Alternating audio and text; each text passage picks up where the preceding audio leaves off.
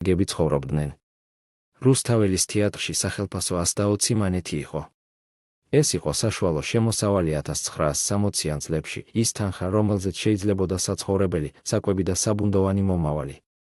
მაგრამ ლიკას უნდოდა არა საბუნდოვანი, არამედ კონკრეტული მომავალი, ბინა ჩავჭავაძის გამზირზე, სადაც ყოველ საღამოს ქალაქის შუქები ჩამოიუღრებოდა და სადაც შეეძლო მის კედლებში შეეგრძნო, რომ მიაღწია რაიმეს, რომ მიაღწია იმას, რასაც მისი დედა ბაკურიანის მიღმა მოსახლე სოფლიდან ვერ მიაღწევდა.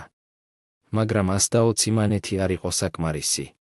და აქ იწყება ის ნაწილი ლიკას ცხოვრებისა, რომელსაც საქართველოს პუბლიკა არ იცნობდა, ის ნაწილი, რომელსაც ის იმალავდა აბრეშუმის კაბის ქვეშ, როდესაც ფილმის გადაღებებზე გამოჩნდებოდა, ან როდესაც თეატრში პრემიერაზე დარბაზი მას უკრავდა. ლიკა იწყებს კერძო კონცერტებს, ის კონცერტები, რომლებიც